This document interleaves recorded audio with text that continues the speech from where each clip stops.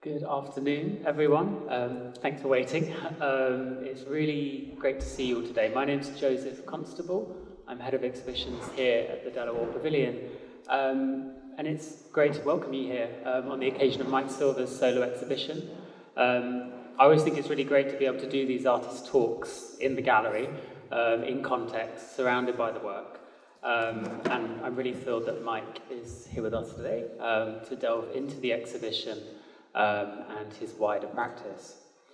This exhibition represents Mike's first solo presentation in a UK public gallery and brings together 12 works, I think it is, most of them new, portraits, landscapes, interiors, still lifes, many of them made specifically with this gallery in mind and its unique location and vista. It's also accompanied by this beautiful catalogue, which is designed by Roland Brackley, which is your first book as well.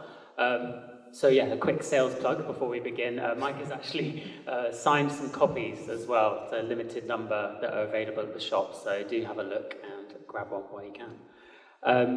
But to today's conversation, Mike and I will be speaking for about 30-40 minutes, but we really also wanted to leave a good amount of time at the end for your own questions. My colleague Joao will have a mic as well, so please do wait for that for any questions you have so that everyone can hear you. But Mike, hello. How are you doing? I'm okay. Good. Can you hear me okay? I guess I'd like to delve straight in by, well, beginning at the beginning, really. And I thought that, by way as an introduction, it'd be curious to know kind of how you first came to art in a way.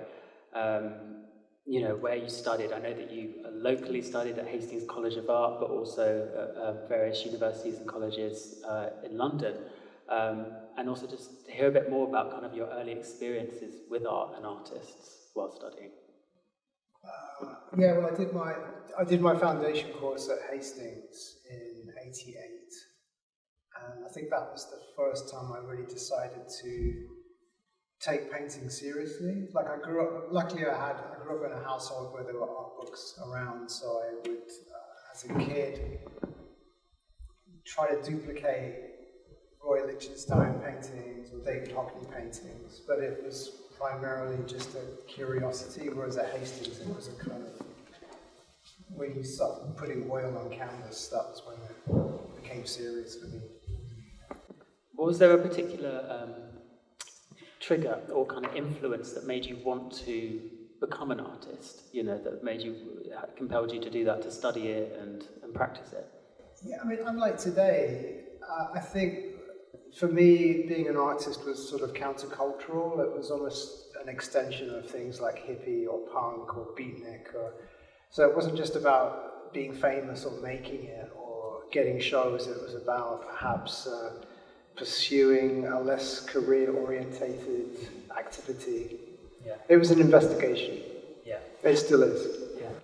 And I know that throughout your time at Middlesex Polytechnic, that's also when activism became quite important to you, and that obviously relates to kind of a non-traditional route or wanting to move against certain structures of labour and working and sort of, going beyond that. Yeah. Well, Middlesex Polytechnic, back then it was situated in an old factory and partitioned up. There was a balcony, so it just meant there was very little privacy. So it meant if you had a tutorial, your neighbour would hear it. And people overlooking the balcony would like, oh, I like what you said about so-and-so. So it just meant that conversation was very open.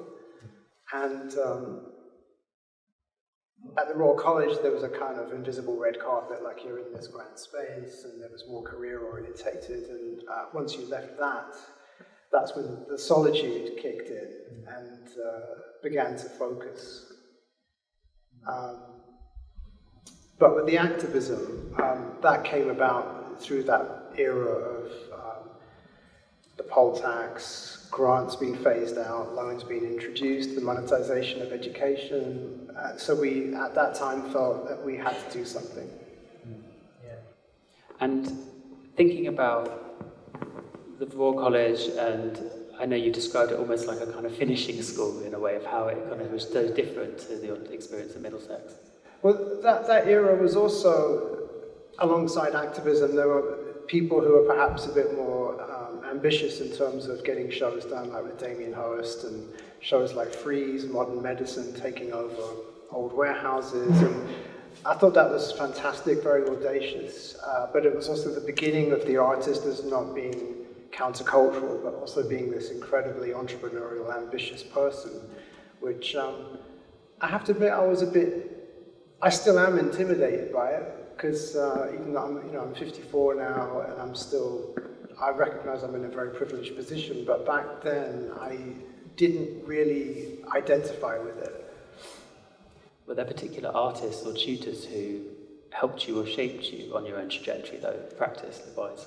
Well, luckily at the Royal College I came into touch with people like Peter Doig, Michael Craig Martin, and they were very serious about your practice and were very good at guiding you and made you feel that what you did had meaning. And so that gave me the determination to continue making work.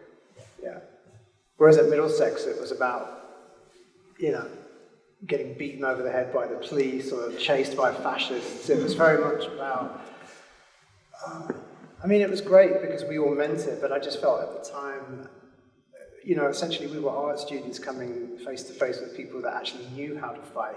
And it felt like a lot of our so-called revolutionary rhetoric just seemed a bit like camouflage, perhaps.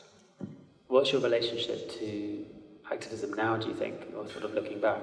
The last demonstration I went on was the big tuition fees ones in 2010. Yeah. And to be honest, I was kind of horrified at what I saw with the police just bashing the students in. I was 100% behind that, and kind of horrified at the outcome of it. To connect it to the work, I think that this idea of activism continues in your work through a sort of quiet activism or alternative mode of activism in terms of how you're choosing to represent and who we encounter or what we encounter, where we encounter, the places that are given, presence with the works as well. Yeah, these are solitary spaces. Even painting as an activity is solitary.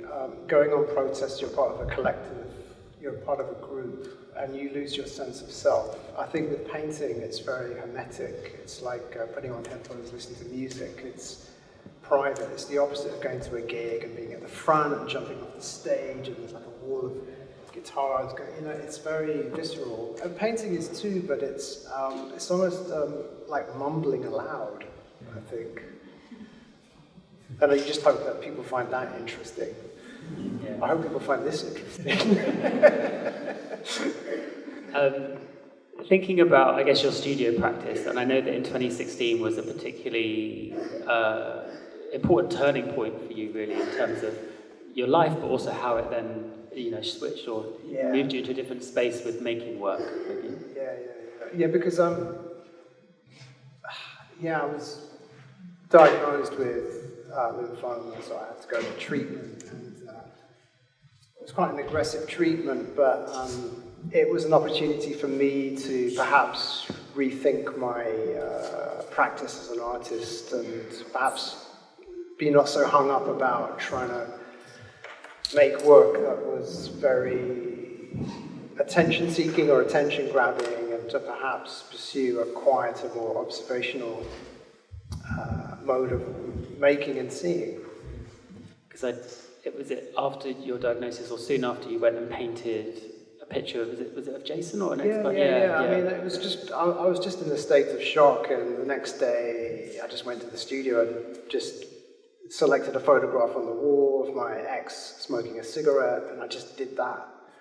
But in the meantime, I'd been making very ambitious, abstract, gestural, process-based painting with broomsticks and turpentine everywhere, and they're about 6 foot by 10, and they felt great making them. Looking at them, they weren't much, but I think I just liked the idea of confronting the viewer with my process, and ultimately it just felt a bit indulgent. Yeah. Well, let's maybe talk about process, because I always remember first coming to your studio and seeing this really amazing constellation of photographs on the wall, which are, you know, mostly analog, and I know that you then choose these, you know, in a very non-linear, instinctive way, and then transpose them from a photograph into a painting. Could you tell us a bit about, I guess, this initial desire to start documenting your surroundings through photography, and how it then connects to the painting? Yeah, I mean, I always used to have this kind of wall of photos on my studio, but I felt almost guilty using them in such a direct manner because I just felt they were just there. And it was very poignant selecting Jason as an image to paint because it was a way of just zoning out, but also just focusing on painterly details of clothing, using light, so I was less sort of hung up about the rendering of it. Whereas I think when you start from nothing, it takes real guts, I think, to just arrive at a point where you think, well, this is it.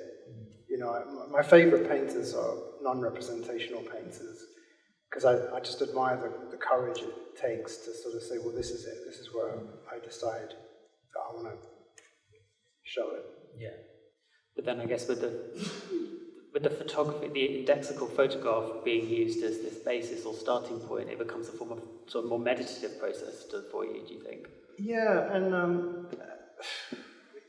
it's a bit like observational literature. It's recording an event, but obviously it's engaging with the viewer in a very direct way, so you can see what I'm looking at and inviting you to participate in that looking. Do you consider yourself a photographer as much as a painter, or do you feel that the painting is the sort of foremost and the photograph is the starting point? I mean, photography for me is so it's like breathing for me, eating and listening to music, whereas painting, I feel like it takes a lot more focus, and I really agonize about how paint goes on. But in hospital, I spent a long time in hospital, and I used to just imagine paint going onto linen. It was a sort of very comforting way of just getting through something really quite horrific. I used to try and read, I used to try and listen to music, but my brain would just be looking at those bags going into my body. So ultimately, just a brush loaded with paint going into raw side linen would be just so rewarding. It's funny though. I think also with the photography, and it goes back a bit maybe to this question around activism, you know, I think when we look around and see these images, they're portraits of queer people, people of colour, there's spaces that no longer were, you know, there's a question of, I know that for you it's very instinctive and immediate, but you're picking up on details that maybe wouldn't necessarily be given presence through a painting, and just that kind of, what's your sort of process of actually choosing an image from your archive and deciding to make it into a work on canvas? I guess it does relate to being older and looking back a lot. I've always done that, even as a kid though. It's quite an unhealthy pursuit of just, it's maybe mild depression of just always longing. And, you know, like that big painting of my old bedroom wall on Sherland Road, it was only a space I lived in for 2 years, but it's just loaded with memory for me. Yeah, it's difficult to talk about it really. It's just that this idea of longing, I think, is definitely something that I identify in the work, and I was reading again yesterday the article that came out in The Guardian, which I think was on the occasion of your show at The Approach, wasn't it? But the article began saying how Mike Silva's paintings are steeped in melancholy, and I thought, yeah, and I thought, yes, there is melancholy there is longing, but I think there's also an intimacy and a tenderness that is quite calming and even subtly joyful in terms of what it's noticing and sort of celebrating these otherwise unnoticed moments. Like, I guess, how do you feel that kind of sense comes through in the work of melancholy, but also, you know, a kind of calm as well? I mean, this kind of work is deeply unfashionable because I think with painting, you know, it's all very energetic and we love that. I love that. And, you know, I love the work of Pam Evelyn. I think, you know, when I finished my first line of treatment in 2017. I saw a degree show at the Slade, and I thought they're very much these big paintings about being alive, and I found that very energizing.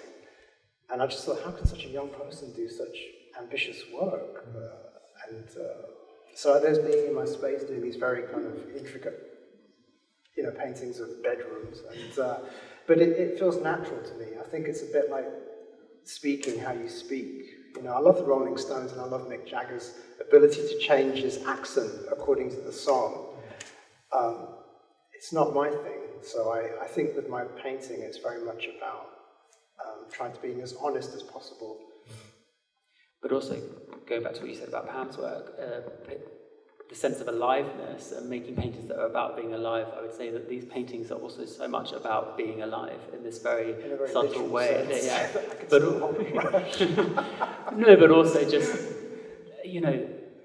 for me, what crystallizes so strongly is just these moments that we all notice, whether that's light coming through a window or through some tree branches, or taking a moment listening to music or reading on a sofa, just when suddenly you have this moment of like kind of calmness that comes from just noticing that you're here doing something right now. Like it's very present in the sense, and I think that's something your work does bring forward. Yeah. I mean, I always wanted to be the painter that was quiet, because I'm quite an intense, I appear calm, but I'm not. I'm actually very intense, very neurotic. I find it difficult to maintain a train of thought, so painting doesn't allow me to. It's a bit like with speaking. It's just tempting to go on a rambling monologue and the audience just kind of fall asleep. But I just think you can say so much by saying very little. Yeah. So I hope you enjoyed the talk.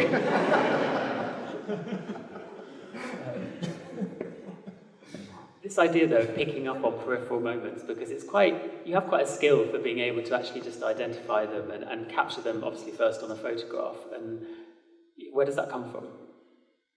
That interest? Being alone, being very, like I did say in a video about the aftermath of a party being more eventful than the actual party, because I think I'm very conscious of the performative nature of being in a group of people, and even being on demonstrations, doing things you perhaps regret doing the next day. And I think sometimes when you're a bit more pensive and thoughtful and cautious, you can come to a kind of truth in a way. Yeah. And I think that that honesty is, well, it's something that you alluded to, I think, in that same film, where you were saying how you want the viewer to know exactly what it is that they're looking at. Yeah. This idea that art transcends meaning, or like you can hide behind layers, or do you know what I mean? Like I try to be as direct as possible, so everyone can see what's happening. But also that even though these images are so personal to you, they come from your own life. There's a sort of directness and an honesty that allows us to approach it from the lens of our own experience, Yeah. I mean, it's weird because all these images come from the past, and I'm now at a stage now where if the sunlight hits the wall, or could that be a painting? So I'm very conscious about photographs I make, whereas in this show they're all from images taken early 2000s, late 90s. So there's a... Oh yeah, sorry. So everyone can hear. Yeah, drifted off. So they all have a particular memory attached, like the landscape, the shower curtain, the bedroom wall. Yeah.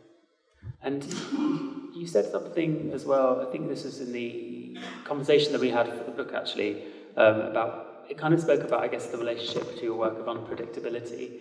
And you said, for you, painting is like cruising. You just don't know what you're going to find. I may have this rigid frame of the photo itself, but I have no idea what it will end up being. And I think it's interesting that you say this, because in a way, your process does involve quite a bit of predictability because of the image. And maybe you could talk about this actually, how you set up guidelines, or how the actual process of doing it. But within that, there's a kind of chance or unpredictability that comes to it? Yeah, well, I mean, I had some tutorials at the Royal College, and I was doing portraits, and I was always agonizing about the backgrounds that may include imagery that I didn't want to paint, and the guy said, well, just don't paint them, just don't put it in, just avoid anything that will cause you grief. And so now I'm in a position where I actually quite enjoy painting these like piles of CDs or a record cover or piles of books, because it allows the paint to perhaps do something that you never would imagine it would do. Yeah. Like, do you know what I mean? Like, even foliage of trees. But you also, I think we were talking last night about how even when you've got the image, even the process of like saying starting from the top and then working your way down to the bottom, things just change in the process in terms of the paint quality or the gesture or how you're doing it, right? Yeah. I mean, especially on a large scale, like those two big paintings, I've never really, I did with my abstract moment, work with paintings on the floor with broomsticks and just pouring it on, but I felt I was very much in control. That was the strange thing, whereas using representational imagery on a large scale, you actually lose more control. It's interesting. Yeah, it is interesting. I'm kind of looking at it now thinking, how did I do that?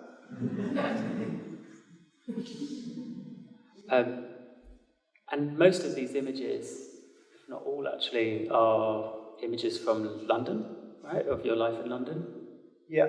And, I think that's maybe something just to bring up, that the city of London is almost like a kind of silent character in a lot of these works, whether that's through, or even the quality of light, but also these different spaces, flats that you've been in, or obviously the work behind us, the parkland enclosures. All these flats would have been sold for millions now. Exactly, That's the heartbreaking bit, because, I was very lucky to be living in London. I still live in London, but at the time, me and Jason were living in St James's Park, paying 20 quid a week, and the council tax was nothing. And so as young people, we just felt that we could not only just be young and live our lives, but we could experiment and not just be on this kind of treadmill of trying to pay the rent.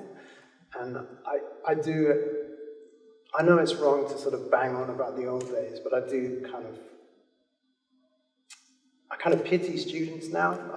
Especially students studying fine art, literature, or more creative subjects, because it means that with those subjects, I do think you need time to really consider what it is, your process, what it is you want to do. And again, going back to my point about being an artist, being countercultural, but could you imagine Hemingway writing A Movable Feast? He did that in Paris, living in poverty. Would a kid do that now?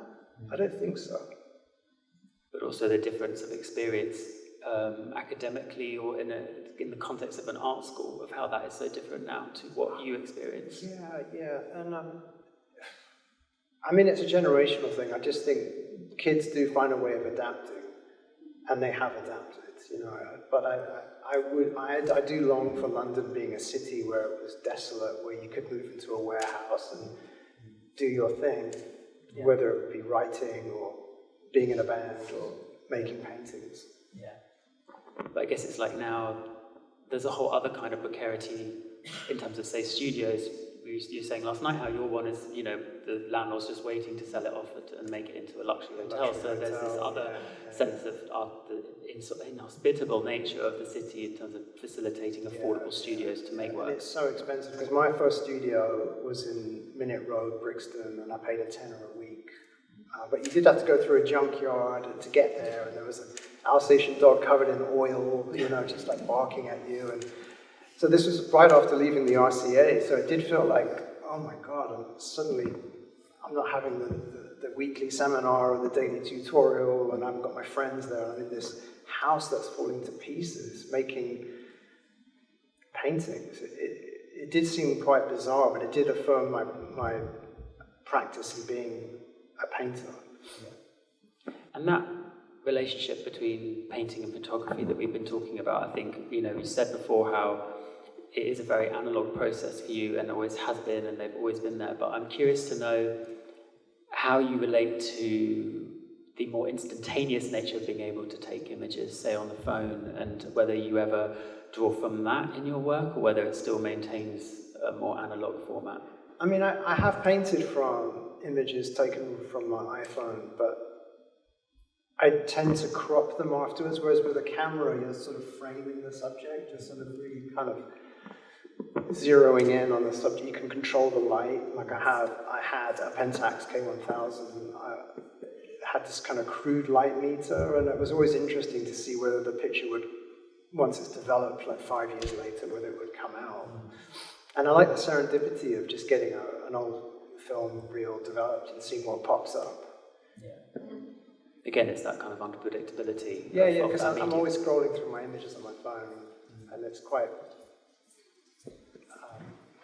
I don't know, it's almost like I can remember everything I've done, whereas with film, I forget and then remember again. Yeah. And I guess that also revisiting images, because I know that you've wanted to maybe make other paintings that's like almost a different aspect or fragment of an original image and shift it around. Yeah, I mean, it is weird making like portraits of people I've met from way back in the 90s and revisiting that. Like, there's an image of Gary in bed there that would have been Lambeth North, 1996. And it's nice not just to remember him personally, but also just the duvet and the light and that particular flat. I mean, that was 17 quid a week. And that was a 3-bedroom flat on a Peabody estate, and great times. And I think sometimes when people look at your paintings actually in a digital space, there's this, they look more, to me at least, they look more photorealistic, but I think what's really important when you notice and see them physically is how sort of more textural and gestural they are, like the real markings of the paint are there, and I would say that even with the paintings you're doing more recently, that seems to be more so the case. Yeah, because that is quite conscious, and also the fact that on a larger scale, it's kind of a physical thing. I'm only 5'6", so I have to sort of get on ladders to get to the top of that one. I mean, it was quite a... Whereas with small painting, you can perhaps, your gestures are more wrist-orientated.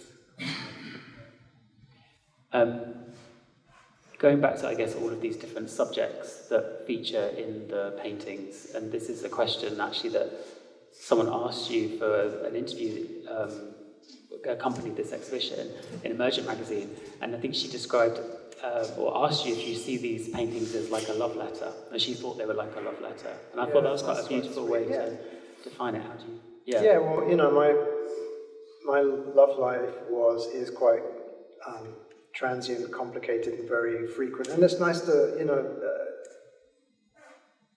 I met a lot of guys, and you don't often see them again, so you kind of remember them through an image. And I think when you paint them, you're sort of giving them a kind of, it's a way of saying,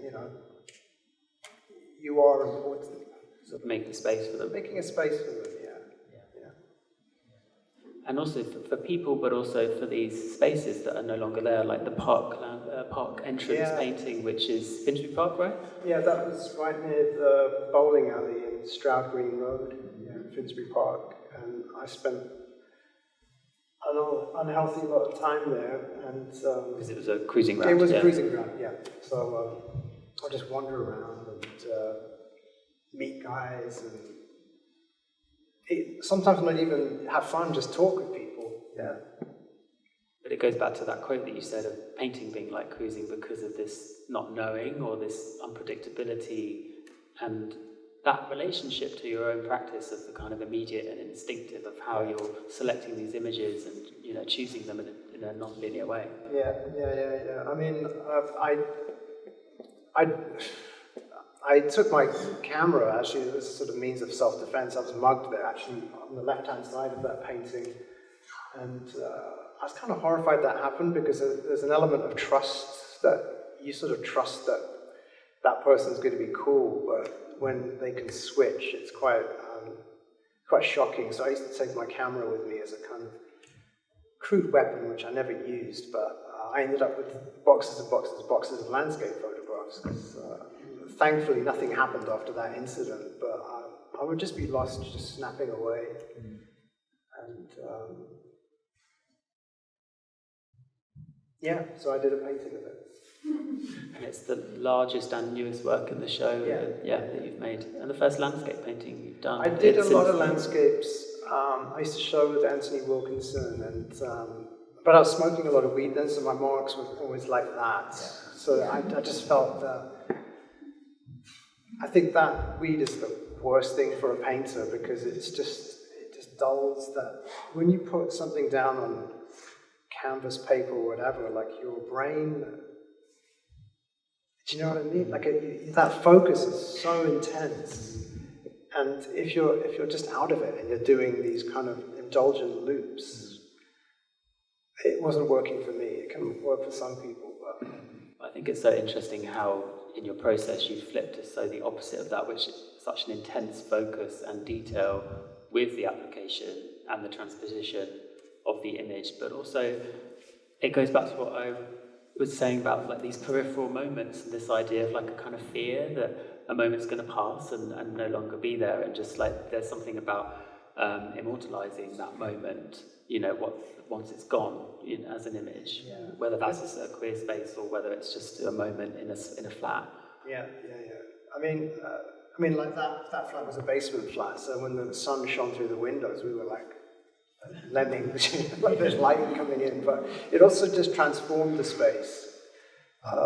It's a measure of time, isn't it, when light comes through? It's like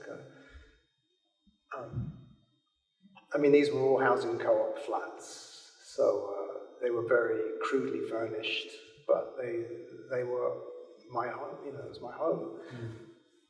And I think that even though these are past memories, there's not necessarily, I don't feel that there's a nostalgia really about it, because I think what's so interesting, yes, maybe if you look at the original photograph, you get a sense of what that time was, but the way that you bring it into the present through painting feels very intentional, you know, to activate it in the present, that it sort of is released from a sort of nostalgic longing, or only a nostalgic longing. Yeah, I mean, I do tend to, it's quite an unhealthy pursuit of getting nostalgic and sentimental. Like, whenever I get together with friends, we talk about the old days, and but I don't think that can be replicated. Like, I hope I don't do that with paint. I hope it is about looking, observation, and paint and process, as opposed to just indulging in my past memories. Seeing as we're sitting in the exhibition, we spoke a bit about Park Entrance, but I was wondering whether we could maybe sort of zoom in a little bit on some particular works and just pick out some of the, narratives behind it maybe, but also just, your kind of interest at the time. I know that previously you said your favourite work was Jason with CDs at the back, but I know that might have now changed today. You've gone to us, but maybe if you could tell us a little bit about Jason with CDs, which is a beautiful painting of your former partner, with this amazing light falling on him. Yeah, I guess it still is. I mean, although this morning I looked at that one of Jason reading a magazine on the couch, and that's now my favourite painting. But I suppose because I still live with Jason, and he is. I've painted him a lot because he's my ex-partner. I love him very much still, and he's just has this way of being that's so kind of unself-conscious, and I think I've painted staged portraits before. Like, my current partner is very much aware of being photographed, as you can see, and I find that a bit jarring, because it's like, can you just relax a bit and try to be less self-aware? But Jason just, as soon as he sees me with the camera, he's just kind of, look busy. But they actually make the best shots, I think. Because it isn't just about him, it's about light, it's about what he's wearing. Like, I love the way he dresses, because it's, again, not so brand fixated, it's more just by chance. Like, he'll mix a Harrington with, I don't know, Crocs or something like that. So, what are you doing? But he says, relax. Yeah, whatever. Yeah. It goes back to what you said as well about your interest more in the aftermath of the party rather than, say, the performative nature of the party itself. You know, that is my melancholy, because I'll just be staring at all these beer bottles, wine bottles, and just the kind of the chaos of the flat, and thinking, God, that was a great time. And I'd often photograph empty rooms and just. There's actually none of those images here, but it's this sort of like energy of or atmosphere of a room that you can't really see, but you sort of feel, like trying to convey that through painting. I'm quite sensitive with building. It's a bit like you go into a room where there's just been an argument. It's almost like you can feel the echo of it. You feel that a lot in the work, I think. Also the time of day, whether it's, you know, dawn or dusk, and just the particular quality of the light, particularly I think with Gary in the bed as well, you really get a sense of that one. I mean, maybe now's a nice moment to open it out. If you have any questions, please feel free to ask them. I'll give you out.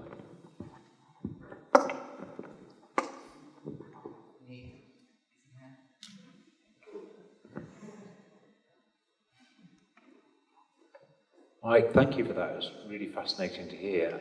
And for obvious reasons, a lot of the conversation dwelt upon the past. And you're clearly very aware of the fragility of life and the turbulence of the world we live in. I just wonder, projecting forward, where you see yourself taking what you've developed here into the future. More paintings of Jason, but bigger, fatter. I think I want to continue on a bigger scale, and I have so many old photos. I mean, it's just ridiculous the amount of old pictures and negatives I have. I just hold them up in the light and think, my God, you know, that was I actually get excited about getting those developed and just seeing what, you know, and obviously they've degraded a bit. But obviously I don't want to do the Luke Toymans things of purposely degrading it and, you know, spilling acetone on it to make it more interesting to look at. I just really try to be as direct as possible and give the viewer something to look at, and myself. Yeah, and it was kind of triggered by this park entrance one in terms of a desire to go bigger, right? Just and because this exhibition is actually touring to the Mead Gallery in Coventry next year, which has a much bigger ceiling and is almost different space. Well, I think contrary to what people say, size does make a difference, and it does. As a painter, it allows you to perhaps make marks that you wouldn't make on a smaller scale. I mean, Morandi's fantastic for just making these very evocative, fluid meditations on pottery, and they really stand up to Philip Guston's work, you know, and yet they're these tiny images of,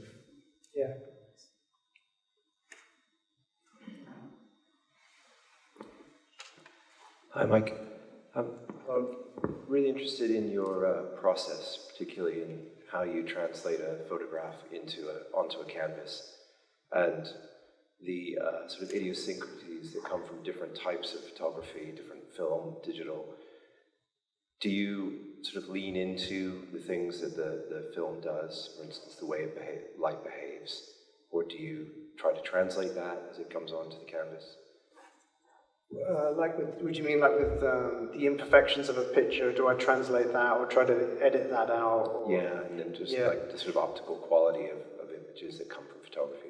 I mean, with those mistakes, like there's none of those images here, but in some of them I've actually included, like with the blurrings or with my fingers straight in front of I've included that, you know, just... And do you interpret as you go? Do you say, actually, that's something that's in the photograph that I don't like, that I won't bring across, or are you that direct that you just trust in what's in the image and keep it? Yeah, I mean, I tend to grid up my images, so I don't go by square, because I do a very loose underpainting once, like with the landscape. Yeah, I just do these big squares and just kind of, yes. Does that answer the question? Yeah, absolutely. Thanks for that.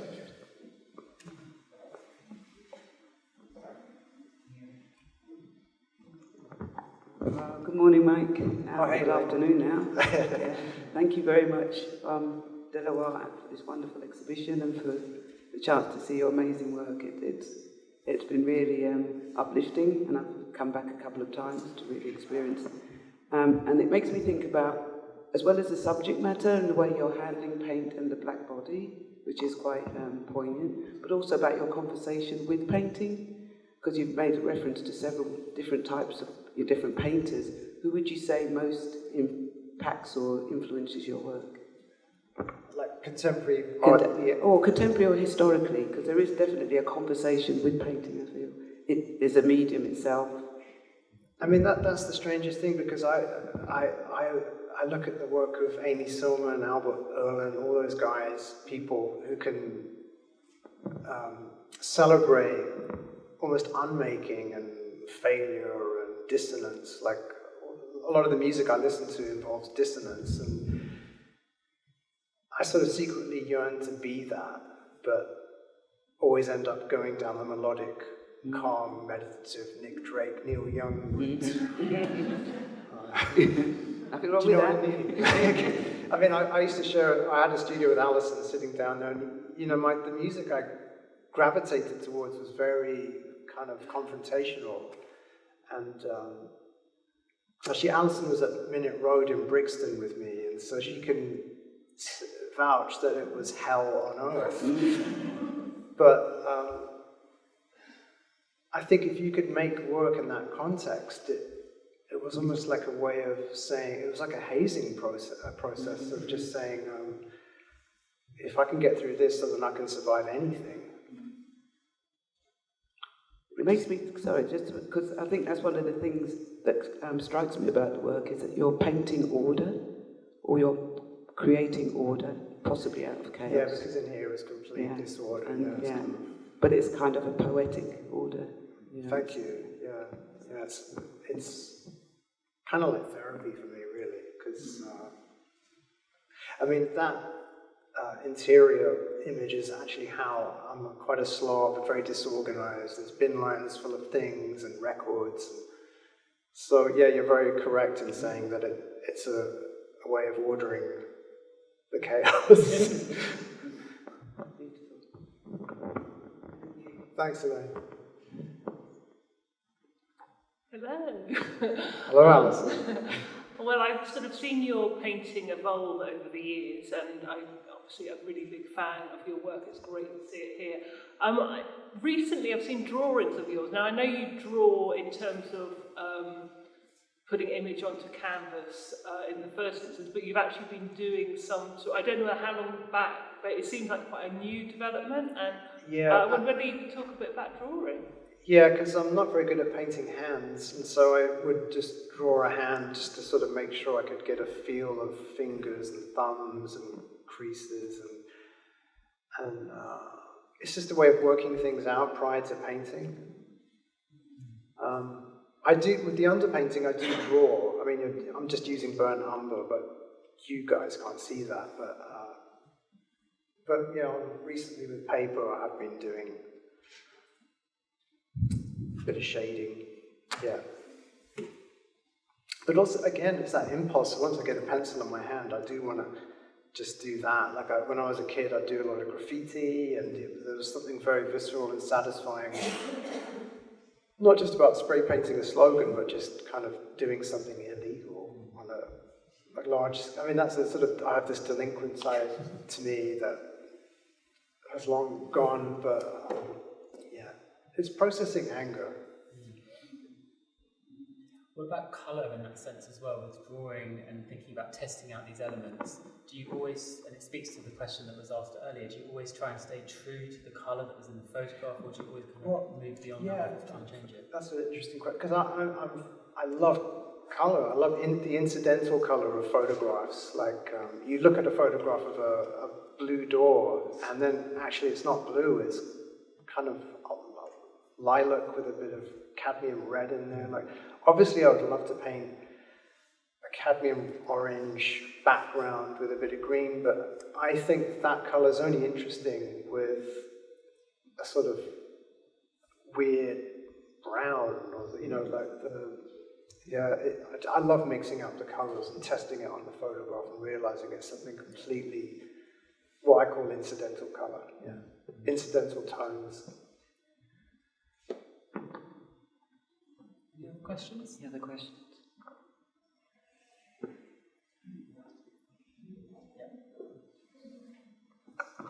Want to tell us something about your routines? Just because I think I know it's quite interesting, but it's kind of interesting thinking about this idea of like the chaos and your approach to painting and studio environments that you've been in, and the discipline. Yeah, I mean, and maybe like the sort of offshoots as well. Like I don't know, it just seems it seems really important. Yeah, I mean, how you've arrived right here. Yeah, I mean, I was in the studio with Alison for 27 years, and so I did have habits, not necessarily good ones, but my habits now are more to do with maintaining my practice as a painter, so it includes a lot of exercise, actually, and I used to listen to a lot of music when I was painting. I don't listen to music at all now when I'm painting, I'm just getting older, really. But the studio in general for you is a daily practice, really. Yeah. You're always going every day. Yeah. It's utterly fascinated by how paint goes on linen. It's just something I really look forward to. Yeah. What would you say painting means to you, like now? Because obviously that's changed over the years, but what is it for you? Yeah, it's a material painting. Yeah. I mean, it's quite sculptural as well, the way I paint from left to right, because I painted a mirror on a wall, and I was looking at a photograph I took off that painting and realised actually I'm sculpting paint. Like, I love the work of Rebecca Warren.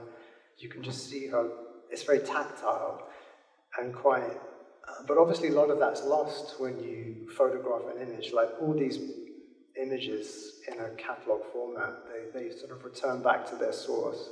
So I kind of consciously want them to be a bit more painterly without being too indulgent. Mike, thank you so much for giving these insights into your work and for this exhibition. Thanks for coming, braving the storm.